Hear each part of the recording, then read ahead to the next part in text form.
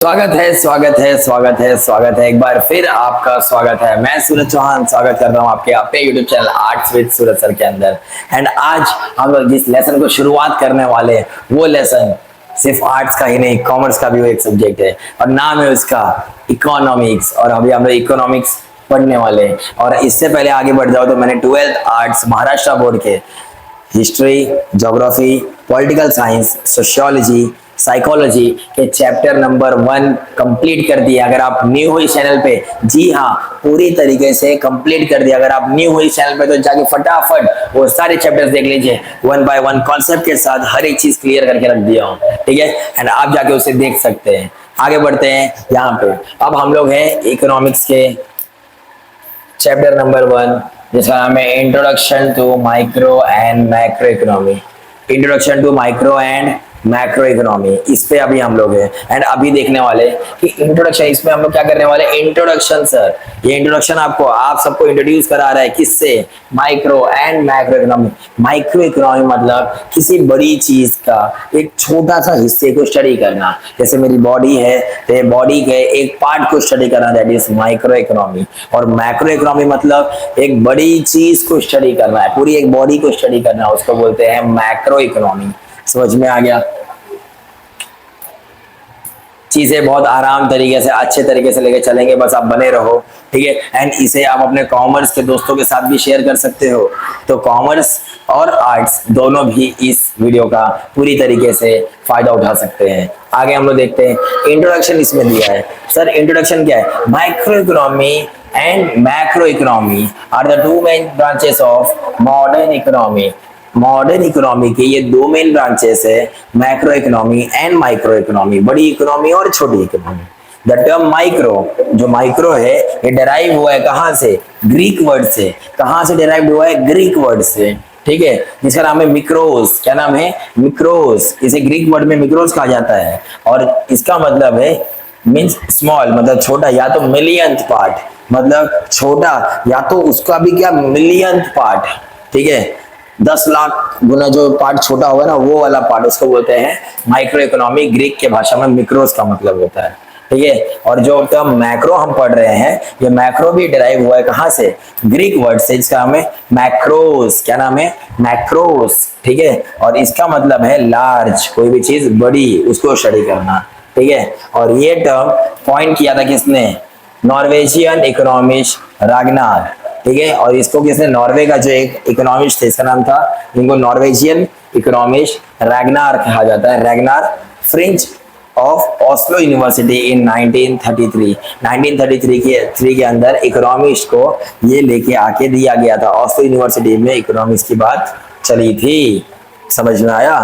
और अब हम लोग देखेंगे इसके अंदर मेन 2 ब्रांचेस, इसके 2 ब्रांचेस है। मेन ब्रांचेस क्या है? माइक्रो इकोनॉमी और मैक्रो इकोनॉमी। तो इकोनॉमी के 2 मुख्य ब्रांचेस है, एक का है माइक्रो इकोनॉमी, एक है मैक्रो इकोनॉमी, ठीक है। इनको देख लेते हैं। रैगनार एंटोन किटल फ्रिश, ठीक है, ये 1895 में जन्म हुआ था और 1973 में इनका डेथ हुआ था। ये एक नॉर्वेजियन इकोनॉमिस्ट, मतलब ये एक इकोनॉमिस्ट है। कहाँ के? नॉर्वे के। कहाँ के? नॉर्वे। नॉर्वे इकोनॉमी है, ये इकोनॉमिस्ट है।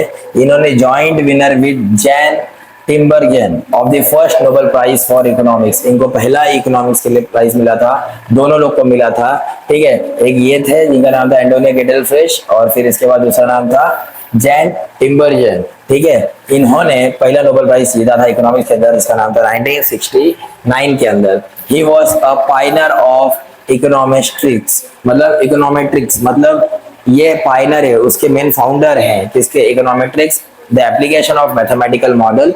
इकोनॉमिक्स के अंदर जो मैथमेटिकल मॉडल्स यूज किए जाते हैं, स्टैटिस्टिकल टेक्निक जो यूज जाती है, जिससे इकोनॉमिक डेटा और थियरीज बनाई जाती है। तो इन सब चीजों के जो करता धरता है वो यही है। समझ में आ गया? He coined many economic terms, इन्होंने बहुत सारे इकोनॉमिक टर्म्स को खोजा है in the article of business cycle. Frisch was, एक आर्टिकल के अंदर जो बिजनेस साइकिल है उसमें फ्रिश जो थे वो लाइकली, और वो पहले पर्सन थे उसके अंदर उसके अंदर वो पहले पर्सन थे जिन्होंने रिफर्ड किया था individual firm producer, that is micro economics. तो इन्होंने सबसे पहले एक जो फर्म, जो माइक्रो इकोनॉमिक का जो बात किया था किसने, तो इन्होंने कहाँ बात किया था उसका, ये एक पहले आर्टिकल बिजनेस साइकिल के ऊपर एक आर्टिकल बनाए थे जो फ्रिश थे, ठीक है। इन्होंने पहले पर्सन बने थे जिन्होंने माइक्रो इकोनॉमी की बात की थी, सिंगल फॉर्म की बात की थी। Moreover he refer to the study of aggregate economy as a micro economy. तो इन्होंने सबसे पहले ये आदमी थे जिन्होंने माइक्रो इकोनॉमी, जो एक छोटे फॉर्म चीज की बात करता है, उसकी बात की थी, और एक लार्ज फॉर्म की बात करता है जिसका नाम है मैक्रो इकोनॉमी, उसकी बात इन्होंने की थी, ठीक है। ये आपके काम का नहीं है इतना खास, आगे हम लोग देखेंगे थोड़ा सा। मीनिंग ऑफ माइक्रो इकोनॉमी क्या देखेंगे अभी हम लोग, meaning of micro economy. Micro economy का मीनिंग क्या होता है वो अब हम लोग आपको समझाएंगे। अब तक हमने समझ लिया माइक्रो इकोनॉमी मतलब स्मॉल पार्ट या तो मिलियंथ पार्ट, जो ग्रीक वर्ड से डेराइव हुआ, इसका नाम है मिक्रोस। क्या नाम है, मिक्रोस। तो micro economy small part of a thing, छोटा हिस्सा एक चीज का। माइक्रो इकोनॉमी डील करता है छोटे पार्ट के नेशनल इकोनॉमी से, मतलब नेशनल इकोनॉमी जो पूरे भारत की, जो पूरे भारत की जो इकोनॉमी है, जो पूरे भारत की इकोनॉमी है, उसकी एक छोटे से पार्ट के नेशनल इनकम की क्या करता है, बात करता है। तो ये क्या है, स्मॉल पार्ट स्टडी करता है टोटल नेशनल इकोनॉमी की, ठीक है। ये स्टडी करता है इकोनॉमिक एक्शन बिहेवियर किसका, इंडिविजुअल का। ऑब्वियस सी बात है, अगर पूरे देश में अगर एक छोटी जगह की बात कर रहा है तो किसी ना किसी इंडिविजुअल की ही बात करेगा, ठीक है। तो किसी एक की बात करता है, उनके बिहेवियर के, उनके एक्शन के बारे में, इकोनॉमिक एक्शन के बारे में, ठीक है। And individual consumer, individual producer और a firm, the price of a particular commodity और अ फैक्टर एक्सेट्रा। तो एक आदमी कितना कमाता है, कितना खर्चा करता है, क्या खाता है, क्या पीता है, उसका बिहेवियर कैसा है, ठीक है, वो क्या एक्शन लेता है, क्या उसका इकोनॉमिक सैलरी है, क्या है, सारी चीजें कौन देखेगा, एक पर्सन के बारे में अगर हम लोग देख रहे हैं तो माइक्रो इकोनॉमी देखिएगा। अगर ग्रीक के भाषा में बोलेंगे तो क्या बोलेंगे, बोलेंगे माइक्रोस इकोनॉमी या तो मिक्रोस इकोनॉमी। समझ में आ गया। आगे अब देखेंगे डेफिनेशन ऑफ माइक्रो इकोनॉमी। अब क्या देखेंगे उसका डेफिनेशन, क्या किसी ने कुछ कही है माइक्रो इकोनॉमी के ऊपर, कोई टिप्पणी दी है, तो हाँ देखो देखते हैं कि बहुत सारे इकोनॉमिक लोगों ने बताया है माइक्रो इकोनॉमी में, जिसके अंदर मॉराइस डॉब, क्या नाम है, मॉराइस डॉब। ये दोनों के अंदर आपको एग्जाम के अंदर कोई एक लिखना है। हर डेफिनेशन, कोई भी किसी भी लेसन से रिलेटेड कोई भी क्वेश्चन आता है तो आपको उसके ऊपर आपको क्वेश्चन लिखना पड़ेगा।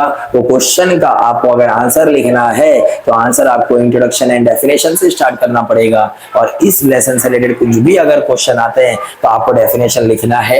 एंड एक डेफिनेशन आप ये छोटा वाला इस्तेमाल कर सकते हो जिसका नाम है according to Maurice Dobb, micro economy is in fact microscopic study of the economy.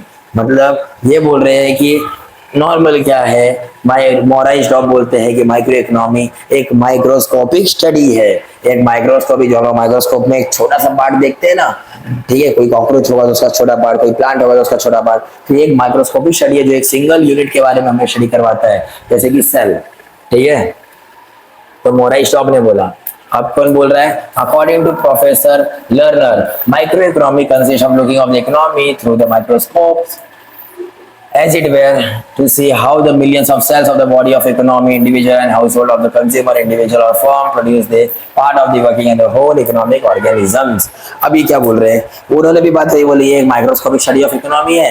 लेकिन जैसे कि हम लोग देखते हैं कि कैसे हम लोग माइक्रोस्कोप के अंदर कोई भी चीज को अगर हम लोग देखते हैं तो उसको कैसे हम लोग को बहुत मिलियंथ पार्ट देखने मिलता है, तो इन्होंने भी वही चीज बस अलग भाषा में समझाई, थोड़ा डीप में समझाई।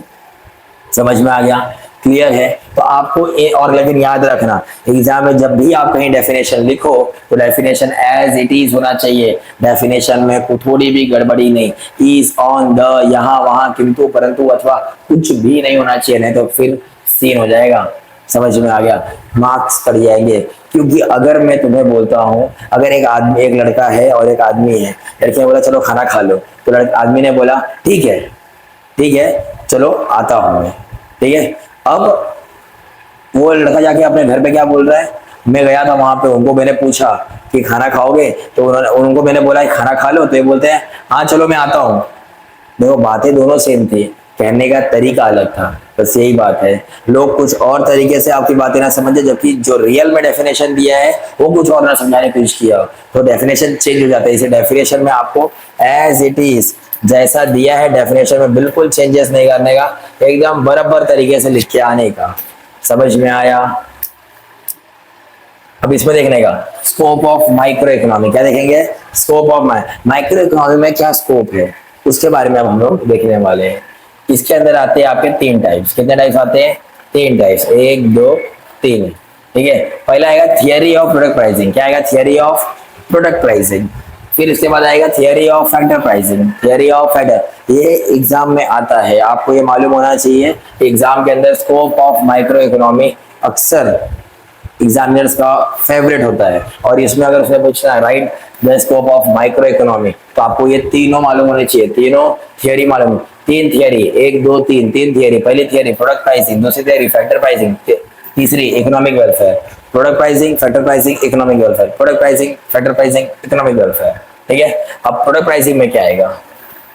अब प्रोडक्ट प्राइसिंग में क्या आएगा? प्रोडक्ट प्राइसिंग में आएगा sir demand analysis, supply analysis. मतलब सर डिमांड एनालिसिस और सप्लाई, इसका मतलब सर जो थियरी ऑफ प्रोडक्ट प्राइसिंग था, किसी भी प्रोडक्ट का प्राइसिंग करने के लिए ये थियरी बताती है कि कैसे आप किसी भी प्रोडक्ट का प्राइसिंग कर सकते हो। उसके बाद ये बताती है कि डिमांड कैसा आएगा और सप्लाई कैसा आएगा, ये डिपेंड करता है कि प्रोडक्ट का प्राइसिंग कैसा है। अगर उसका प्राइसिंग महंगा है तो डिमांड क्या आएगा? डिमांड क्या आएगा? अगर प्रोडक्ट बहुत महंगा है तो डिमांड क्या आएगा? कम आएगा। ठीक है, समझ में आ गया? तो डिमांड, अब ध्यान दो, डिमांड और सप्लाई पे डिपेंड करता है कि प्राइस कैसा होगा। जैसे अभी हाल फिलहाल में जो इजराइल और ईरान वॉर चल रहा था, और ईरान उसके अंदर जीत चुका है, जहां पे सीज फायर हो चुका है, हर एक चीज अभी डील साइन हो चुकी है, और यूएस ने ईरान को $300 बिलियन का कंपनसेशन देने के लिए भी हाँ बोल दिया है। ईरान की एक बड़ी जीत मानी जा रही है, आगे देखेंगे। तो यहाँ पे जो वहां पे लड़ाई चल रहा था, जिसकी वजह से हमारे यहाँ पे गैस सिलेंडर्स जो महंगे हो रहे थे, तो उनका डिमांड क्या हो गया था? उनका डिमांड क्या हो गया था? बहुत ज्यादा हो गया था, क्योंकि उनकी सप्लाई क्या थी? कम। समझ में आ गया? तो डिमांड क्या था? बहुत ज्यादा, तो प्राइस भी बहुत ज्यादा हो जाती है। जब लोग डिमांड ज्यादा करते हैं, कोई चीज ज्यादा मांगते हैं, तो उसकी प्राइस ज्यादा हो जाती है। और मार्केट में जब कोई चीज कम सप्लाई होती है तो भी उसकी प्राइस बहुत ज्यादा हो जाती है। समझ में आ गया? और जब सप्लाई ज्यादा हो जाएगा तो उसका प्राइस कम हो जाएगा। समझ में आ गया? तो इन दोनों पे डिपेंड करता है। कोई चीज अच्छे सप्लाई हो रही है तो प्राइस, तो याद रखना डिमांड अगर ज्यादा रहेगा तो प्राइस हमेशा क्या रहेगा? ज्यादा ही रहेगा। समझ में आ गया? सप्लाई पे भी अगर सप्लाई नहीं है उसकी और सब डिमांड बहुत ज्यादा करे तो प्राइस भी हाई रहेगा। तो ये दोनों पे डिपेंड करता है कि प्रोडक्ट प्राइसिंग क्या होगा, प्राइस पे डिपेंड करता है। हर एक चीज प्राइस डिपेंड तब करेगा जब लोगों का डिमांड होगा और सप्लाई होगा, तभी प्राइस डिटरमाइन कर पाएगा, नहीं तो नहीं कर पाएगा। आगे थियरी ऑफ फैक्टर प्राइसिंग। आप कोई भी इकोनॉमी चला रहे हो तो वहां पे फैक्टर ऑफ प्रोडक्शन होता है, मीन ऑफ प्रोडक्शन होता है। ठीक है, तो factor of pricing, theory of factor pricing, एक फैक्टर ऑफ प्रोडक्शन होता है। क्या होता है? Factor of production. Factor of production क्या कहता है? फैक्टर ऑफ प्रोडक्शन में कौन कौन आते हैं? लैंड, लेबर, कैपिटल,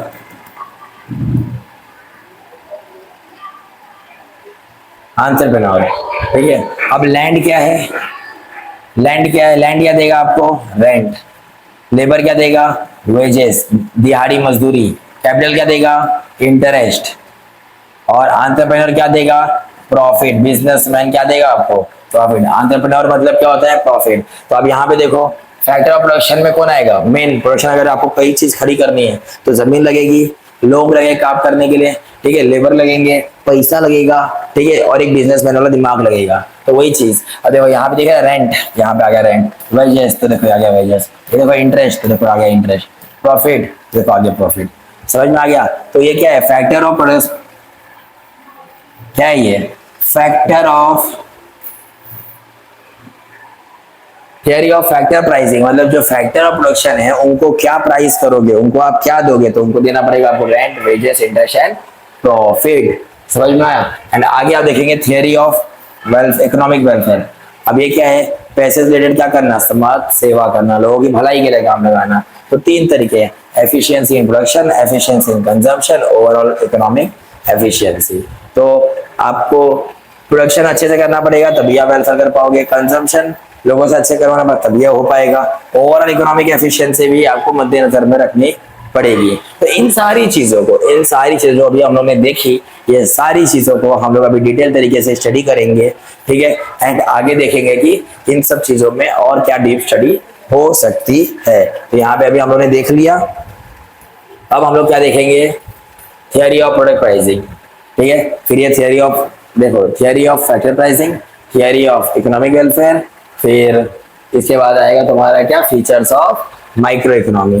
तो हम लोग अभी ये देख लेते हैं, हम लोग इसके अंदर अभी ये वाला चीज देख लेंगे, theory of product pricing. Theory of product pricing देखते हैं पहले। थियरी ऑफ प्रोडक्ट प्राइसिंग, जैसे कि मैंने आपको बताया कि the price of an individual commodity, ठीक है, इट डिटरमाइन, कोई भी चीज की कमोडिटी डिटरमाइन करती है कि उसका डिमांड और सप्लाई कैसा है, मार्केट में उसका डिमांड और सप्लाई कैसा है। अगर डिमांड उसका ज्यादा है तो उसकी प्राइस महंगी होगी, और सप्लाई अगर ज्यादा है तो उसकी प्राइस कम होगी। लेकिन अब वही सप्लाई अगर कम है, ठीक है, वहां तक लोगों तक पहुंचा ही नहीं, मार्केट में चीज आई नहीं है, सप्लाई कम है, तो उसका चीज का प्राइस हाई हो जाएंगे। Micro economy is concerned with, इसको क्या कंसर्न है, with demand analysis, that is individual consumer behaviour, supply analysis, individual producer, किससे, डिमांड, डिमांड कौन करेगा, कंज्यूमर, तो कंज्यूमर के डिमांड बिहेवियर पे इसका प्रॉब्लम अटका हुआ है, ठीक है। और सप्लाई में किसका, इंडिविजुअल प्रोड्यूसर कौन है, बिहेवियर के इंडिविजुअल प्रोड्यूसर, प्रोड्यूसर ही प्रोड्यूस करेगा तभी तो मार्केट में जाके सप्लाई होगा, तो इसके ऊपर डिपेंड करता है, ठीक है। एंड कंज्यूमर कंज्यूम करेगा, जब कंज्यूमर कंज्यूम करेगा तभी तो जाके कोई चीज मांगेगा, तो डिमांड करेगा ना, तो डिमांड क्या है, इसके ऊपर निर्भर करता है। समझ में आ गया। आफ्टर ऑल प्राइस क्या होगी, वो डिमांड एंड सप्लाई पे डिपेंड करता है, ठीक है। आगे बढ़ेंगे, theory of factor pricing. Theory of factor pricing in micro economy, land, labour, capital and entrepreneur. मैंने बताया था आपको, कहीं भी फैक्टर ऑफ प्रोडक्शन पूछता है आपको तो land, labour, capital, entrepreneur, land, labour, capital, entrepreneur, ठीक है। तो कोई भी अगर तुमसे पूछ रहा है कि लैंड, लेबर, कैपिटल, एंटरप्रेन्योर, इसमें आपको बताओ कि इनको आप क्या दोगे, तो सीधा बोलने का, लैंड को हम लोग रेंट देंगे, लेबर को हम लोग वेजेस देंगे, और कैपिटल को इंटरेस्ट देंगे, एंड एंटरप्रेन्योर को प्रॉफिट देंगे, स्वाहा। ये सारी चीजें आपको इस तरीके से करनी है, ठीक है। तो ये आपका याद होना चाहिए।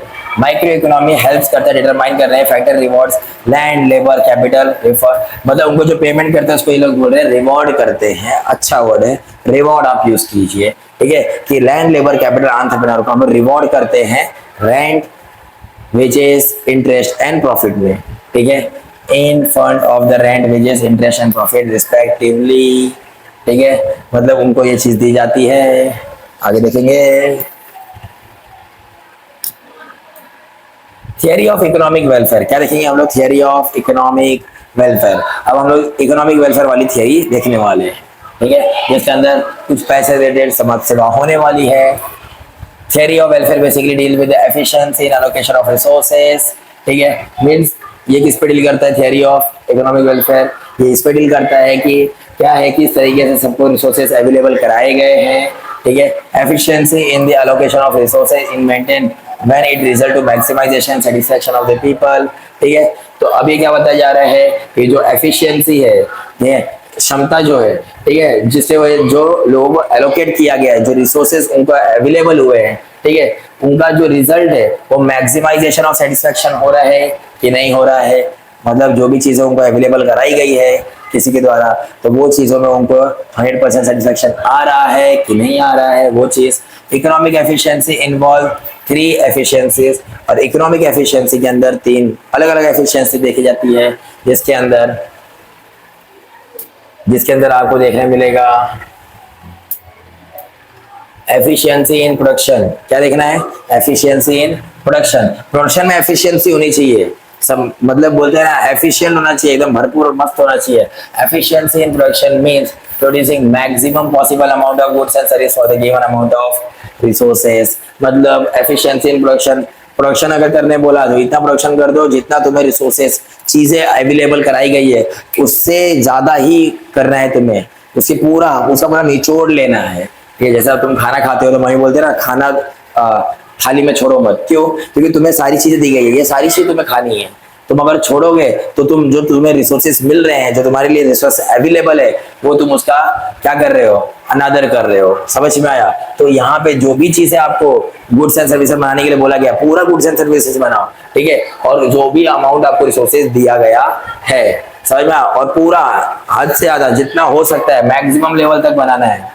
दूसरा है एफिशिएंसी इन कंजम्पशन, छाप के खाओ, कंज्यूम करो एकदम, ठीक है। अब क्या बोल रहा है? Efficiency in consumption means distributing of producing goods and services among the people consumed in such a way as to maximize the satisfaction of the society। अबे क्या बोल रहा है? जो तुम्हें नेचुरल रिसोर्सेज या फिर कोई भी रिसोर्सेज अवेलेबल थे जिससे तुमने गुड्स एंड सर्विसेज बनाए, और वो जो बना हुआ गुड्स एंड सर्विसेज है ना, उसे सोसाइटी तक इस कदर पहुंचाओ कि लोगों तक फुल सेटिस्फेक्शन होना चाहिए, हर आदमी को मिलना चाहिए, पूरी तरीके से वो सेटिस्फाइड होना चाहिए। जो पैसा देके उसने तुम्हारी चीजें खरीदी है, उसको उसका पूरा निचोड़ मिलना चाहिए। ये नहीं कि अरे यार इसने ये चीज मैंने जाके इस कंपनी का ये चीज खरीदा, ये चीज बोला था लेकिन ये चीज दिया नहीं, तो ये चीज गलत हो जाएगी। तो आप पहले प्रोडक्शन अच्छा कीजिए, बाद में अच्छा प्रोडक्शन करने के बाद अच्छा कंजम्पशन के लिए सोसाइटी तक पहुंचाइए वो सारा माल, एंड हर एक को वो मिले, ये इंश्योर कीजिए। एंड उसका सेटिस्फेक्शन लेवल क्या हो? हाई हो, मैक्सिमाइज हो, ठीक है। एंड आएगा लास्ट में ओवरऑल इकोनॉमिक एफिशिएंसी, पूरा एफिशिएंसी। जब ये दोनों हो जाएगा तो लोग आपसे खुश हो जाएंगे। It means the production of those goods which are more desired by their people. And अगर ये दोनों चीजें आपने अच्छे से कर दिया, अच्छे से प्रोडक्शन कर दिया, पूरे ऑप्टिमम यूटिलाइजेशन ऑफ रिसोर्सेज का करके पूरा गुड्स सर्विसेज बना दिया जितना बन सकता था, फिर कंजम्पशन एफिशिएंसी आपने कर दिया, अच्छे तरीके से सबका कंज्यूम मतलब जो भी बनाया था उनको कंज्यूमर तक पहुंचाया, और उनका विश्वास है वो आपने जीता क्योंकि उनको फुल सेटिस्फेक्शन आ गया। एंड इसके बाद ओवरऑल एफिशिएंसी जब आएगी, तो जब लोग उसे खरीदेंगे बहुत ज्यादा, तो इससे मालूम पड़ा है कि आपने लोगों का दिल जीत लिया है, क्योंकि लोग जिसे चाह रहे थे, जो चीज वो चाह रहे थे, उन्हें वो मिल चुकी है, ठीक है। एंड यहाँ पे अभी हम लोग देखेंगे micro economy. Micro economy theory यही शो करता है कि क्या कंडीशन है एफिशिएंसीज आर अचीव्ड, ठीक है। Third the focus of the micro economy is mainly confined to the price theory and resource allocation. It does not study the aggregate related to the whole economy। सीधी सी बात है, ये normal level पे study करता है individual की, और ये कोई बड़ी इकोनॉमी और नेशनल इकोनॉमी के बारे में, होल इकोनॉमी के बारे में स्टडी नहीं करता है, ठीक है। और इस approach does not study a national economic problem such as employment, और ये ना ही किसी बड़े स्तर के प्रॉब्लम को देखता है जैसे अनएम्प्लॉयमेंट, इन्फ्लेशन, पॉवर्टी, गरीबी, ठीक है, जो बेरोजगारी है, ठीक है, इन सब चीजों के ऊपर ये ध्यान नहीं देता है, महंगाई के ऊपर ध्यान नहीं देता है। कौन? Micro economy. इससे फिर कौन ध्यान देता है? इसके ऊपर मैक्रो इकोनॉमी ध्यान देगा। कौन देगा? मैक्रो इकोनॉमी ध्यान देगा, जैसे कि मैंने आपको बता दिया है। देखिए poverty, inequality, income, theory, business, ये वो सब माइक्रो इकोनॉमी के अंदर लिमिट से कुछ उतने ही वो कर सकता है। अब आई होप आपको ये सारी चीजें अच्छी तरीके से समझ में आई होगी। देखिए पढ़ाने को तो सब कुछ अच्छे तरीके से हम पढ़ा देंगे, बस आपको रोज इसी तरीके से शाम को 6 बजे आके यहीं पे पढ़ना है। बस तुम रहोगे और मैं रहूंगा, याद करना, वो सबको बता देंगे जिन्होंने कहा था तुमसे नहीं हो पाएगा, तुमने आर्ट्स लिया है और तुम कुछ नहीं कर पाओगे। आज यहाँ पे रोज आके यहाँ पे पढ़ना और सबको ये साबित करना, इसी मोटिवेशन के साथ। मोटिवेशन कभी डाउन नहीं होना चाहिए। और इसी के साथ मिलते हैं आपसे अगले लेक्चर के अंदर, इकोनॉमी के फर्स्ट चैप्टर के लेक्चर नंबर 2 के अंदर। इसके अंदर हम लोग पढ़ेंगे फीचर्स ऑफ माइक्रो इकोनॉमी। तब तक के लिए जय हिंद, जय भारत, जय महाराष्ट्र।